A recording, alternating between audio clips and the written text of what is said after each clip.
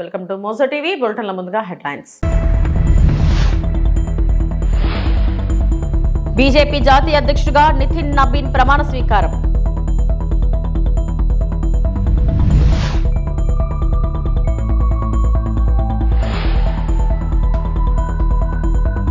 UAE ఆర్థిక మంత్రితో CM Chandrababu భేటీ.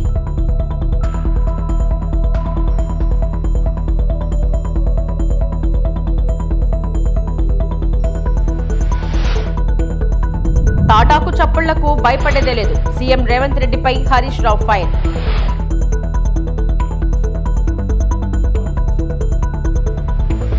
BJP జాతీయ అధ్యక్షుడిగా నితిన్ నబీన్ బాధ్యతలు చేపట్టారు. ఢిల్లీలోని పార్టీ ప్రధాన కార్యాలయంలో ప్రధాని మోడీ సమక్షంలో కమల దళపత్ గా నితిన్ ప్రమాణ స్వీకారం చేశారు. కార్యక్రమానికి బీజేపీ మాజీ జాతీయ అధ్యక్షుడు జేపీ నడ్డా, హోంమంత్రి అమిత్ షాతో పాటు పలువురు కేంద్ర మంత్రులు, పార్టీ ఎంపీలు హాజరయ్యారు. तो जिम्मेदारियां लेते हुए और पूरा चार्ज लेते हुए इस वक्त नितिन नबीन नजर आ रहे हैं। तस्वीरों के माध्यम से आप देख रहे हैं। तो अब भारतीय जनता पार्टी की जो पूरी कमान है वो इस वक्त अब एक युवा के हाथों में आ चुकी है।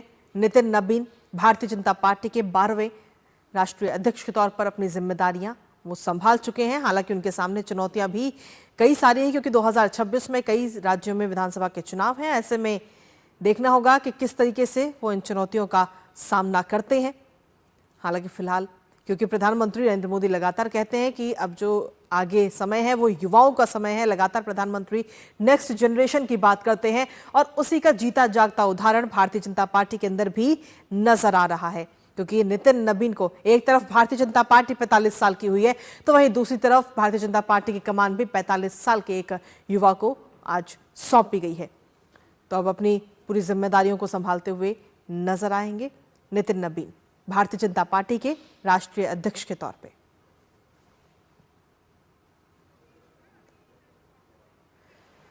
तो बीजेपी मुख्यालय की ये तस्वीरें इस समय हम आपको दिखा रहे हैं, जहां हालांकि इससे पहले पूरा कार्यक्रम हुआ और इस कार्यक्रम के दौरान प्रधानमंत्री नरेंद्र मोदी का भी संबोधन रहा, जहां उन्होंने कहा कि नितिन नबीन उनके बॉस हैं, नए बॉस। और इस बात का कहने का सीधा तात्पर्य अगर हम देखें तो हर किसी को, हर एक कार्यकर्ता को ये मैसेज भी था कि नितिन नबीन के पास में सारी जिम्मेदारियां हैं और उन्हीं को अब बॉस माना जाए।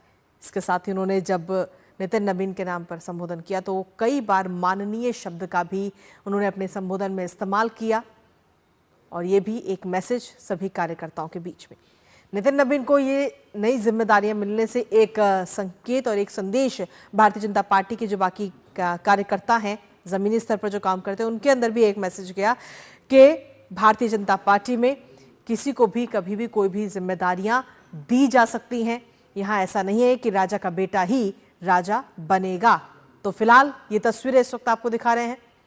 हालांकि इससे पहले काफ़ी अच्छा खासा अनुभव राजनीतिक जगत में नितिन नबीन का रहा है और अब देखना होगा कि वो अपने इस अनुभव का किस तरीके से इस्तेमाल आगे आने वाले समय में करते हुए नजर आते हैं। స్విట్జర్లాండ్లోని దావోస్లో జరుగుతున్న ప్రపంచ ఆర్థిక సదస్సుకు వెళ్లిన ఏపీ సీఎం చంద్రబాబు యుఏఈ ఆర్థిక మంత్రి అల్ మర్రీతో భేటీ అయ్యారు.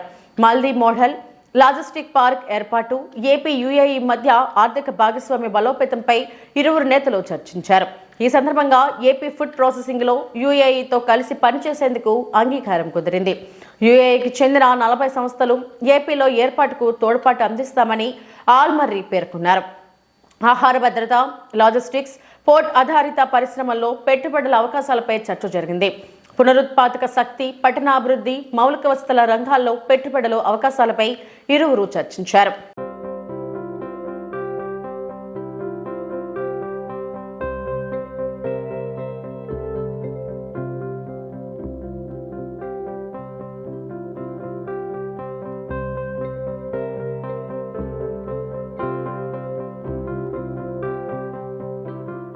అత్తసొమ్ము అల్లుడు దానం చేసినట్లు విశాఖలో ఆంధ్రజ్యోతికి చంద్రబాబు భూ కేటాయింపు చేశారని వైఎస్ఆర్సీపీ నేత, మాజీ మంత్రి గుడివాడ అమర్నాథ్ అన్నారు.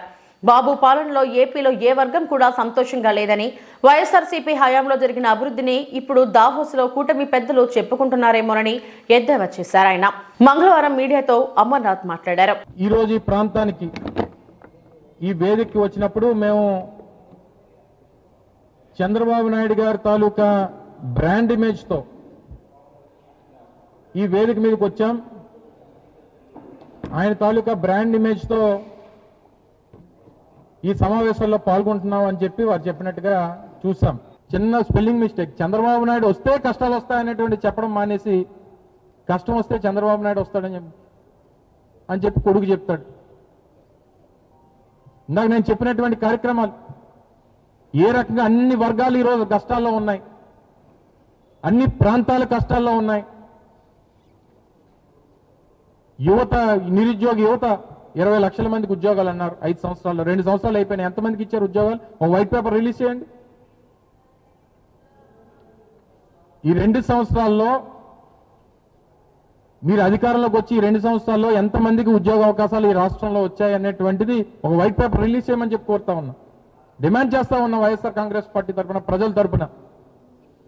అదే చెప్తున్నాను కదా, అత్త సొమ్ము అల్లుడు దానం చేసినట్టు వీరికి కావలసినటువంటి సంస్థలకి,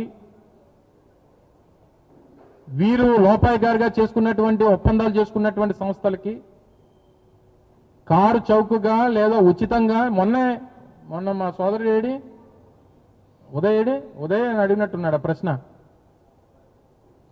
సార్ 99 పైసలకి ఇస్తానంటే మొత్తం 99 పైసలకి ఇస్తాను, ఏం చేస్తావు సార్ అని అడుగుతున్నాడు. అంటే ఎవరి సొమ్ము అది? అదేమి ఈరోజు రాష్ట్ర ప్రభుత్వంలోకి చంద్రబాబు నాయుడు గారు రాష్ట్ర ప్రభుత్వంలో ముఖ్యమంత్రిగా ఉంటే చంద్రబాబు నాయుడు గారికి ఈ రాష్ట్రంలో ఆస్తులన్నీ రాసిచ్చేసినట్టు కాదు, లేదా చంద్రబాబు నాయుడు గారి కొడుక్కి ఆ ఆస్తులన్నీ రాసిచ్చినట్టు కాదు. ఆయన ఎవరికి కావాలంటే వారికి దానం చేసుకోవడానికి. అది రాష్ట్ర ప్రజల తాలూకు సొత్తు. ఈ రాష్ట్రం ఈ పబ్లిక్ ప్రాపర్టీ. అది దానికి కస్టోడియన్గా ఉండాల్సినటువంటి అవసరం ఉంది. ఆ రోజు మేము వచ్చినప్పుడు దాన్ని నిబంధనలకు విరుద్ధంగా ఉందని చెప్పి రద్దు చేస్తే కోర్టు ఏమని ఆదేశించింది?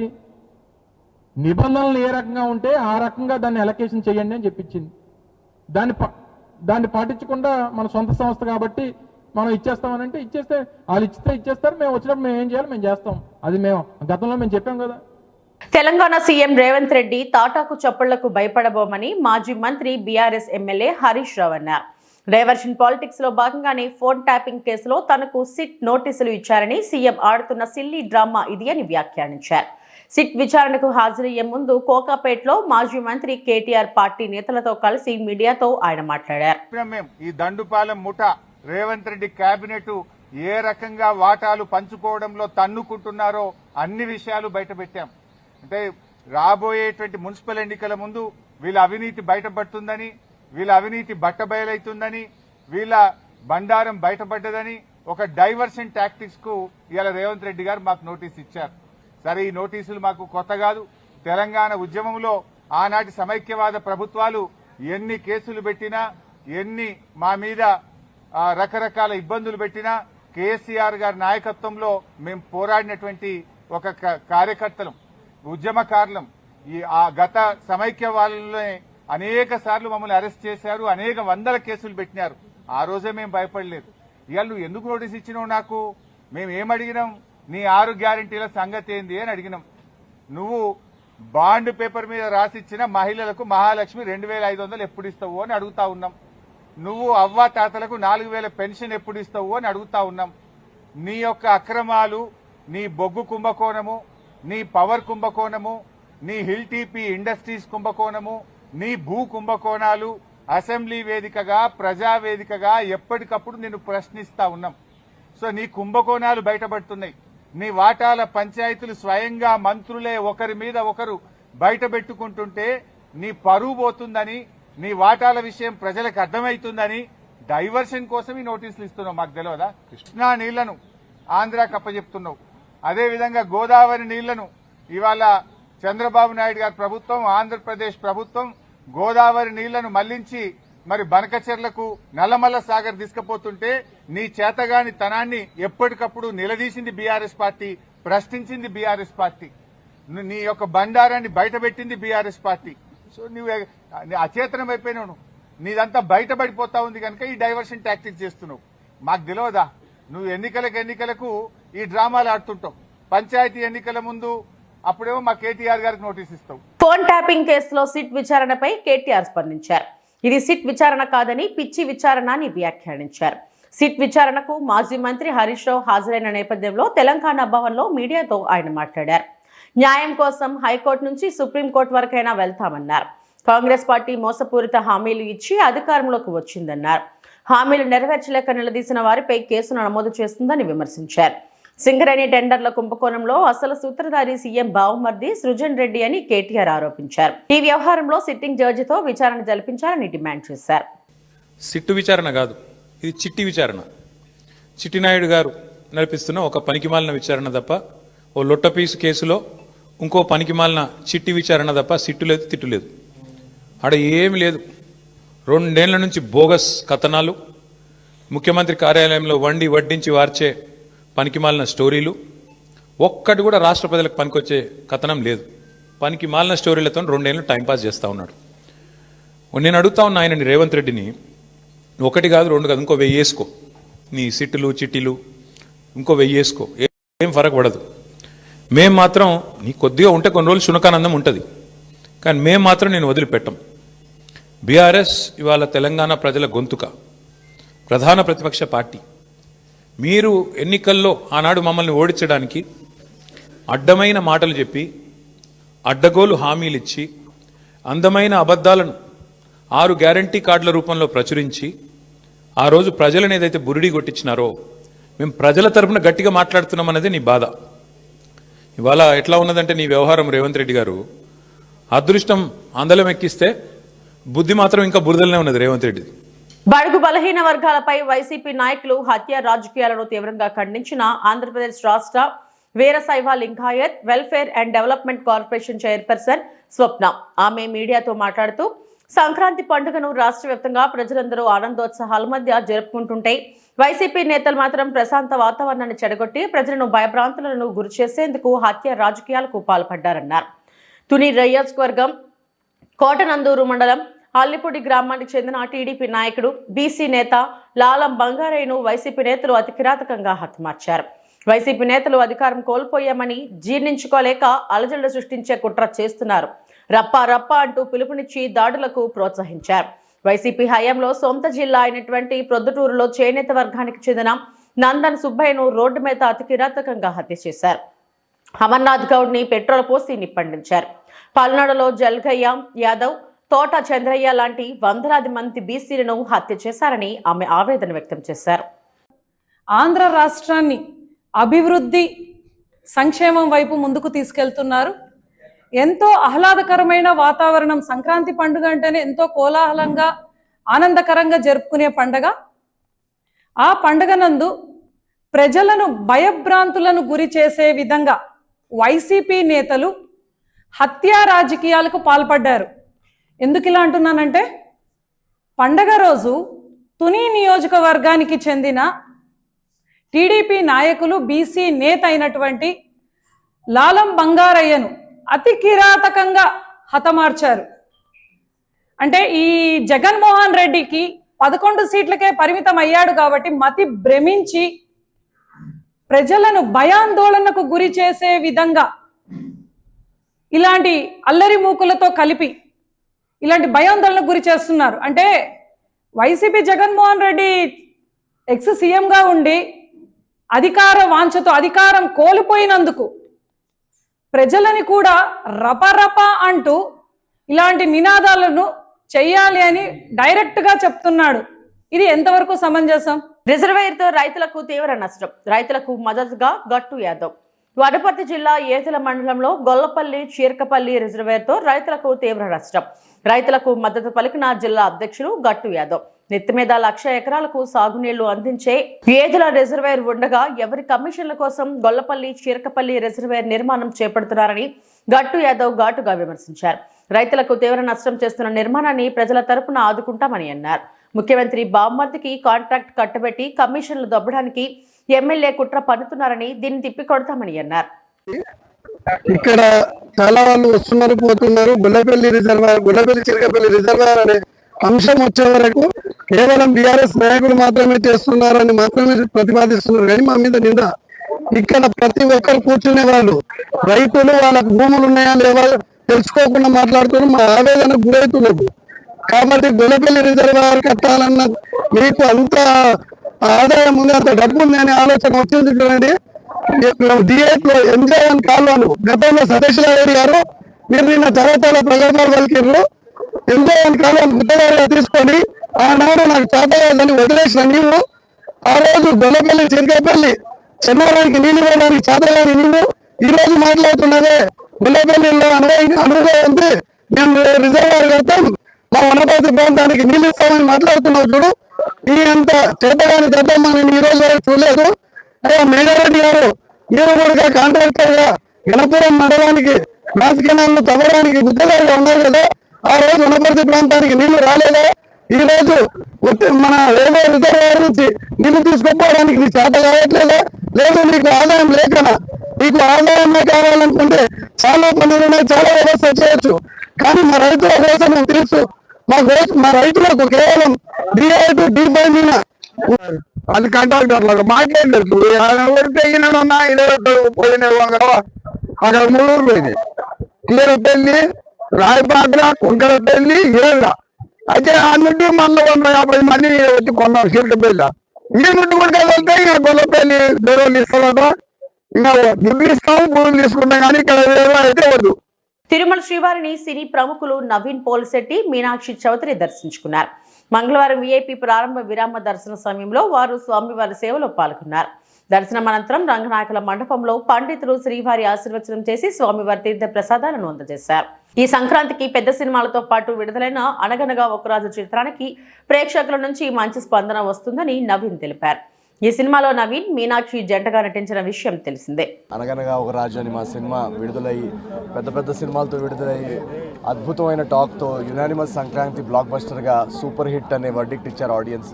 సో మా అందరికీ గత 4 రోజులుగా మేము అందరం చాలా సంతోషంగా ఉన్నాం, చాలా ఎమోషనల్గా ఉన్నాం. ఇటువంటి ఒక ఆనందం కేవలం ప్రజలు, ప్రేక్షక దేవుళ్ళు వాళ్ళు వచ్చి సినిమా చూడడం తప్పితే ఇలాంటిది సాధ్యమే కాదు. సో ఇంత పెద్ద సక్సెస్, ఇది మామూలు సక్సెస్ కాదు. మా సినిమాలో డైలాగ్ ఉన్నట్టు అటు 7 తరాలు ఇటు 7 తరాలు గుర్తుండిపోయే సక్సెస్. సో ఇలాంటి సక్సెస్ కేవలం మా హార్డ్ వర్క్ వల్ల అయితే రాదు. అది ఎందుకంటే అందరూ టాలెంటెడే, అందరూ కష్టపడతాం. దీనికి ఒక డివైన్ ఫోర్స్, దీనికి ఒక ఆ స్వామివారి ఆశీస్సులు, స్వామివారి బ్లెస్సింగ్స్ ఉంటే కానీ ఇలాంటిది రాదని నేను ఖచ్చితంగా నమ్ముతాను. సో అందుకే మేమందరం ఈ సక్సెస్ని స్వామివారికి కృతజ్ఞతా భావంతో తిరుపతికి దర్శనం చేసుకుందామని వచ్చాం. నిన్న సాయంత్రం తిరుపతిలో దిగాము. నిన్న ఫస్ట్ యాక్చువల్లీ థియేటర్స్కి వెళ్ళాం. తిరుపతిలో థియేటర్స్లో రెస్పాన్స్ చూసి మాకు అసలు నమ్మబుద్ధి కాలేదు. థియేటర్స్ అంతా మొత్తం ఇలా ఊగిపోతున్నాయి నవ్వులతో. నిన్న వీక్ డే కావడంతో మేము తక్కువ ఆడియన్స్ ఉంటారేమో అని వెళ్ళాం, కానీ వీక్ డే నాడు కూడా కంప్లీట్ ఫుల్స్ ఉన్నాయి ప్రతి చోట అనగనగా ఒక రాజుకి. సో ఇంత సక్సెస్ని, ఇంత ఆనందాన్ని పంచడానికి మాకు అవకాశం ఇచ్చినందుకు ఆ స్వామివారికి, అమ్మవారికి కృతజ్ఞతలు చెప్పుకుందామని మేము అందరం వచ్చాము. చాలా బాగా జరిగింది దర్శనం. జస్ట్ ఇప్పుడే మేము దర్శన్ వచ్చాక ఇక్కడికి వచ్చాను అండ్ చాలా బాగా జరిగింది దర్శన్. తిరుపతి, తిరుమల వెంకటేశ్వర స్వామి నా మోస్ట్ ఫేవరెట్ స్వామి అండ్ అది మన సక్సెస్ సెలబ్రేట్ చేశాక వీవ్ కమ్ హియర్, అది బ్లెస్సింగ్స్ కోసం. సో వెంకటేశ్వర స్వామి బ్లెస్సింగ్స్తో అంటే చాలా హ్యాపీ అండి. ఎందుకంటే ఇది లైక్ హీ సైడ్ ఒక మా సినిమా సక్సెస్ అయ్యాక డెఫినెట్గా ఒక డివైన్ బ్లెస్సింగ్ అండ్ ఫోర్స్ ఉంటుంది అండ్ అది మన స్వామి బ్లెస్సింగే. సో చాలా హ్యాపీ, చాలా సంతోషం. మా టీం అందరూ ఇక్కడికి వచ్చాము బ్లెస్సింగ్స్ కోసం అండ్ మీ అందరూ. అనంతపురం నగరానికి చెందిన మహిళలు జాగ్రత్తగా ఉండండి. నగరంలో దండుపాలెం బ్యాచ్ హల్చల్ చేస్తుంది. నగరంలో తెలుగుదేశం పార్టీ కూటమి ప్రభుత్వం అధికారంలోకి వచ్చినప్పటి నుంచి ఎవరి భూమి కబ్జా అవుతుందో, ఎవరి మాన ప్రాణాలు దోచుకుంటారో అర్థం కాని పరిస్థితి నెలకొందని, దీంతో వారి ఆస్తులు రక్షించుకునేందుకు వారే సొంతంగా ప్రతి నెలా తమ ఆస్తుల వివరాలకు సంబంధించి ఎప్పటికప్పుడు చెక్ చేసుకోవాలని వైఎస్ఆర్ కాంగ్రెస్ పార్టీ మహిళా విభాగం జిల్లా అధ్యక్షురాలు శ్రీదేవి స్పష్టం చేశారు. ఈ సందర్భంగా నగరంలోని వైఎస్ఆర్ కాంగ్రెస్ పార్టీ జిల్లా కార్యాలయంలో ఆమె మీడియా సమావేశాన్ని నిర్వహించి వివరాలను వెల్లడించారు. నగరంలో దండుపాలెం బ్యాచ్ నిత్యం ప్రజలను దోచుకునే పరిస్థితి నెలకొందని, నగరానికి చెందిన మహిళలు వాకింగ్ వెళ్లే వారు కూడా అత్యంత అప్రమత్తంగా ఉండాలని వారు స్పష్టం చేశారు. అనంతపురం నగరంలో దండుపాలెం అనే బ్యాచ్ ఒకటి వచ్చింది. ఆ బ్యాచ్ ఏ రోజు ఏ ఇంటి మీద పడుతుందో, ఎవరి భూములు కబ్జా అవుతాయో, ఎవరి ధన మాన ప్రాణాలు దోపిడీ అవుతాయో తెలియకుండా ఉంది. దయచేసి ప్రతి ఒక్కరూ కూడా జాగ్రత్తగా ఉండాలని మా మనవి. అదేవిధంగా కాస్తో కూస్తో స్థిరాస్తులు ఉన్న వాళ్ళైతే ప్రతి నెల ఆన్లైన్లోనో లేకుంటే రిజిస్టర్ ఆఫీస్కి వెళ్ళో మీ భూములు మీ ఆస్తులు సక్రమంగా ఉన్నాయో లేదో, మీ పేర్లతో ఉన్నాయో లేదో చెక్ చేసుకోవాలని చెప్పి మా మనవి. అదేవిధంగా వాకింగ్ వెళ్లే మహిళలు కావచ్చు, బయటకు ఏదైనా పని నిమిత్తం వెళ్లే మహిళలు కావచ్చు, మీ బంగారం ఏదైనా ఉంటే కొంగు కప్పుకొని వెళ్ళాలి అని కూడా విజ్ఞప్తి. ఇదంతా మరి గౌరవ పోలీసు వారు సూచిస్తున్నారో లేదో తెలియడం లేదు, కానీ మేమైతే విజ్ఞప్తి చేస్తున్నాం ప్రజలందరికీ. 19 మాసాల కాలంలో 100 దందాలు, 100 దోపిడీలు ఈ తెలుగుదేశం పార్టీ ఎమ్మెల్యే గారు దగ్గుబాటి ప్రసాద్ గారు నోటికొచ్చినట్లు బూతులు మాట్లాడడం, మహిళల మానధన ప్రాణాలు దోచుకోవడం, ఒక్కొక్కటి చూస్తా పోతే చెప్తా పోతే ఒక చిట్టా అవుతుంది. మీ నాయకురాలు స్వప్న గారు నా ఆస్తిని కాజేశారు బాబో అని గగ్గోలు పెడుతుంటే దిక్కుదరి లేదు. ఆటి నుంచి తీసుకుంటే ఒక డాక్టర్ భర్తని బండ బూతులు తిడతా ఉంటే ఎమ్మెల్యే గారు, గౌరవ ఎస్పీ గారు ఇట్లాంటివి సుమోటోగా కేసులు తీసుకొని ఎందుకు ప్రజలకు ధైర్యం కల్పించలేకుండా ఉన్నారని ఎస్పీ గారిని మేము అడుగుతున్నాం. బండ బూతులు మాట్లాడుతున్నాడు. అదే బూతులు తిరిగి ఆ అబ్బాయి మిమ్మల్ని మాట్లాడింటే మీరు తల ఎక్కడ పెట్టుకుంటారు దగ్గుబాటి ప్రసాద్ గారు అని అడుగుతున్నాం. అదే బూతులు అమ్మాయి మిమ్మల్ని మాట్లాడింటే ఎక్కడ పెట్టుకుంటారు? వాళ్ళ భార్యని అంటున్నారు, మీ భార్యని అన్నారా? ఆడవాళ్ళు ఎవరైనా ఆడవాళ్లే కదా. మీకు అసలు ఎమ్మెల్యే పదవి ఇచ్చిన లోకేష్ బాబు గారు, చంద్రబాబు గారు ఏం చేస్తున్నారో తెలియదు, కానీ ఎంతసేపు దేనా కానా అని వాళ్ళు ఎవరైతే డబ్బు ఇచ్చారో వాళ్ళకు మీరు ఎమ్మెల్యే పదవులు అప్పనంగా అప్పగించేసి ఏనాడు మీరు ఏమి కాంట్రిబ్యూట్ చేశారు అనంతపురానికి ఎమ్మెల్యే గారు అని అడుగుతున్నాం. ఎమ్మెల్యే గారిని మీరు ఏం చేసింటే ఎమ్మెల్యే అయ్యారు? ఈ రోజు ప్రజలు మీకు ఒక మంచి అవకాశం ఇస్తే ప్రజలను ప్రతిరోజు బాధ పెట్టడం, బాధించడం, ఏడ్పించడం, చిన్న తట్ట వ్యాపారం చేసుకునే మహిళ నుంచి పెద్ద వ్యాపారాలు చేసుకునే వాళ్ళ వరకు దందాలు, వసూళ్లు, అక్రమాలు, దుర్మార్గాలు పెచ్చిమీరిపోతున్నాయి అనంతపురం నగరంలో. ప్రజలందరూ భద్రంగా జాగ్రత్తగా ఉండాలని మేము తెలియజేస్తున్నాం. ఈ ముస్లిం మహిళా డాక్టర్ని అన్ని మాటలు మాట్లాడితే సుమోటోగా కేసు ఎందుకు తీసుకోలేదు? ఈ ఎమ్మెల్యే గారి మీద ఎందుకు కేసు కట్టలేదు? ఎమ్మెల్యే గారికి నిజంగానే నిబద్ధత ఉంటే స్వయంగా ఎందుకు రాజీనామా చేయలేదని కూడా మేము ప్రశ్నిస్తున్నాం. మహిళలకు వడ్డీ లేని రుణాలు వినియోగించుకోండి. వాకాటి శ్రీహరి. వనపర్తి జిల్లాలో మహిళా శక్తి సంబరాలలో పట్టణంలోని దాచా లక్ష్మయ్య ఫంక్షన్ హాల్లో, పెబ్బేరు పట్టణంలోని సహారా ఫంక్షన్ హాల్లో ఏర్పాటు చేసిన మహిళా స్వయం సహాయక సంఘాలకు 1,75,50,000 రూపాయల వడ్డీ లేని రుణాలను, అదేవిధంగా ఇంద్రమ్మ చీరలను పంపిణీ చేసే కార్యక్రమంలో రాష్ట్ర పశుసంవర్ధక శాఖ మంత్రులు వాకిటి శ్రీహరి, రాష్ట్ర ప్రణాళిక సంఘం ఉపాధ్యక్షులు చిన్నారెడ్డి, రాష్ట్ర sports authority chairman Shiva Sena Reddy, Wanaparthy జిల్లా కలెక్టర్ ఆదర్శ సురభి ముఖ్య అతిథులుగా హాజరై మాట్లాడారు. కార్యక్రమంలో వనపర్తి వ్యవసాయ మార్కెట్ యార్డ్ అధ్యక్షులు శ్రీనివాస్ గౌడ్, పిసిసి సభ్యులు శంకర్ ప్రసాద్, వనపర్తి మున్సిపాలిటీ మాజీ చైర్మన్, మాజీ వైస్ చైర్మన్, మాజీ కౌన్సిలర్లు, వనపర్తి పట్టణ కాంగ్రెస్ పార్టీ అధ్యక్ష, జిల్లా యూత్ అధ్యక్షులు, కాంగ్రెస్ పార్టీ నాయకులు, కార్యకర్తలు తదితరులు పాల్గొన్నారు.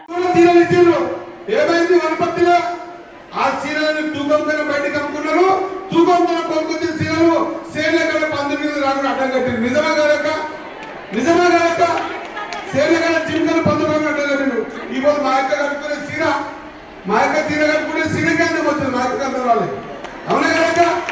ఇంత అద్భుతమైన చీరలు ఈ రోజు దాదాపు ఎన్నిస్తున్నా 12,000 చీరలు ఈ రోజు వనపర్తి టౌన్ లో 12,000 చీరలు మా అక్కలకు ఇస్తున్నాం అన్నమాట. గర్వంగా చెప్తున్నానక్క. ఈ రోజు చీర కట్టుకున్న మా అక్క, రేపు బస్సులు కొనుక్కుంటున్న మా అక్క, ఆ కొన్న బస్సులు కూడా నువ్వు తల్లిగారింటికి పోతావా, పాలమూరు పోతావా, పట్టకు పోతావా, కొనుగోలు పోతావా, బిడ్డదానికి పోతావా, మన్నెకొండ జాతరకి పోతావా, కురుపూరు పోతావా, యాదగిరి గుట్టకు పోతావా, ఏడు గంటల పోతా నీ మొగురు దున్నడానికి లేదు, నీ కొడుకు దున్నడానికి లేదు. నీకెప్పుడు గుర్తుపడినప్పుడు ఎప్పుడు ముందు పెట్టినప్పుడు రావచ్చక్క. ఇంత గొప్పగా మహిళల పట్ల గౌరవంగా ఆలోచన చేస్తూ ఉంటే దుర్మార్గులు ఏం మాట్లాడుతున్నాక ఫ్రీ బస్ పెట్టమంట, ఆడవాళ్ళకి కొట్లాడ పెట్టమంట. అరే ఆడవాళ్ళని గౌరవించే సంస్కృతే లేదు నీ దగ్గర. నువ్వు ఆడవాళ్ళ గురించి మాట్లాడే అధికారం నీకెక్కడదని గట్టిగా తెలియజేస్తా ఉన్నాక మా గౌరవం, మా అక్కలు మేము ఇచ్చిన చీర కట్టుకొని మా ముందర మా అక్కలు పోతా ఉంటే మేము తలెత్తుకొని నిలబడాలి. మా యొక్క ఎట్లా పోతుంది అనుకో. అంతేగాని మీరు ఇచ్చిన చీరలు పందులతో జింకలతో అడ్డం పడ్డే చీరలు కాదని ఒక మాట గుర్తు చేస్తా ఉన్నాక. కాబట్టి మా మహిళా సోదరులతో కోరుతా ఉన్నాం, ఇల్లు బాగుపడాలి, ఖచ్చితంగా మీ ఇల్లు బాగుపడాలి. మనలాంటి మధ్య తరగతి కుటుంబాల పిల్లలు పెద్ద పెద్ద స్కూళ్ళలో చదవలేరు కాబట్టి నేను అనుకుంటున్నా వనపర్తి కూడా ఇంటిగ్రేటెడ్ స్కూల్ ఇచ్చిన మీకు మన పిల్లల లెక్క ఇది బాగినాలక ఇదొకటి బాగినాలి. మన పిల్లలు పెద్ద పెద్ద స్కూళ్ళలో లక్షల రూపాయల ఫీజులు కట్టి చదవడానికి కాదు కాబట్టి మనలాంటి 2600 మంది పిల్లలకి 25 ఎకరాలలో 200 కోట్లతో ప్రతి నియోజకవర్గం హెడ్ క్వార్టర్ లో ఇంటిగ్రేటెడ్ స్కూల్ కట్టామక్క. Integrated school. పశ్చిమ గోదావరి జిల్లా భీమవరం పట్టణ ఆరాధ దేవత శ్రీ మావుళ్ళమ్మ అమ్మవారిని భక్తులు అపూర్వ భక్తి శ్రద్ధలతో ఘనంగా అలంకరించారు. ఈ సందర్భంగా అమ్మవారికి భారీ గజమాలతో విశేష అలంకరణ చేపట్టారు. గజమాలలతో అమ్మవారి దర్శనం అత్యంత మనోహరంగా కనువిందు చేసింది. భీమవరం పట్టణానికి చెందిన కామాక్షి దేవస్థానం చైర్మన్ పుట్ట నాగఫణికుమార్ కుటుంబ సభ్యులు అమ్మవారికి గజమాలను సమర్పించి ప్రత్యేక పూజలు నిర్వహించారు. అమ్మవారి కృపతో కుటుంబానికి సుఖ సంతోషాలు, ఆరోగ్యం, ఐశ్వర్యం కలగాలని వారు ప్రార్థించారు. ఈ ప్రత్యేక అలంకరణను దర్శించుకునేందుకు ఉదయం నుంచే ఆలయానికి భక్తులు పెద్ద సంఖ్యలో తరలివచ్చారు. అమ్మవారి గజమాల అలంకరణను చూసి భక్తులు భక్తి పారవశ్యులయ్యారు.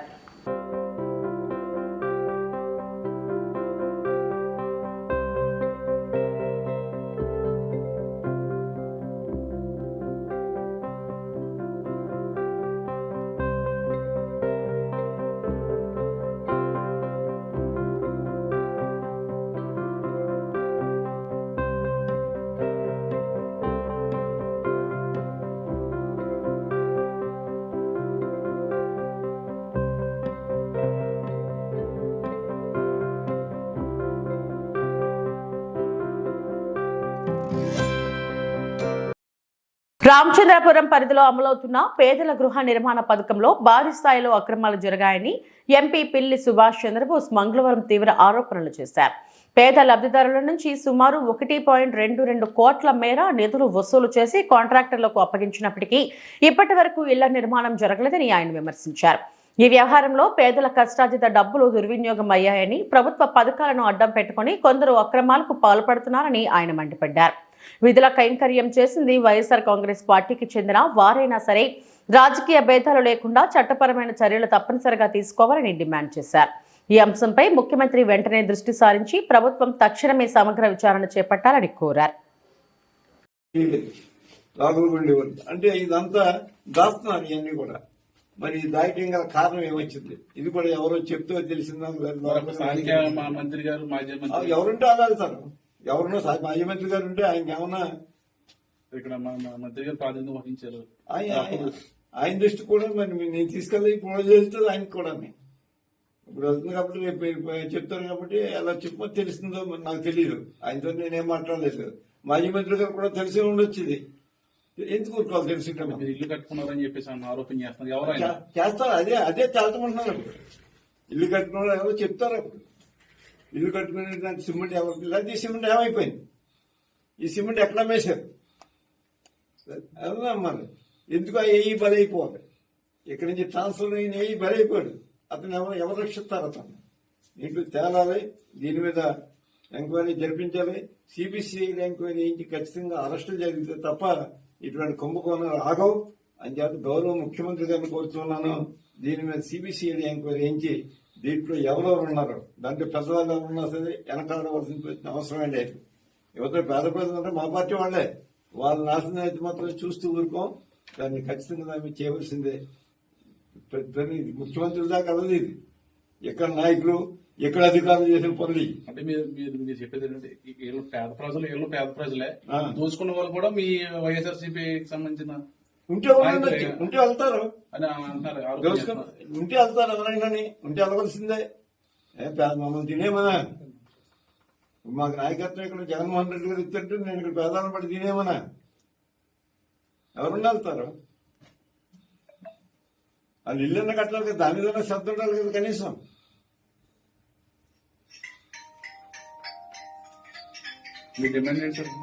నా డిమాండ్ దీని మీద పూర్తిగా విచారం చేసి ముందున్న వాళ్ళు వెనకన్న వాళ్ళు ముందు ఉన్న వాళ్ళంటే ఎవరైతే చెక్కులు తీసుకున్నారో వాళ్ళు, ఇచ్చిన వాళ్ళు, ఎవరైతే దీని వెనకాల నుండి నడిపించిన వాళ్ళు, ఆ సిమెంట్ ఎవరు డ్రా చేసి పట్టుకుపోయారో వాళ్ళు అందరూ కూడా ముద్దాయిలుగా కోర్టులో నిలబడవలసిందే.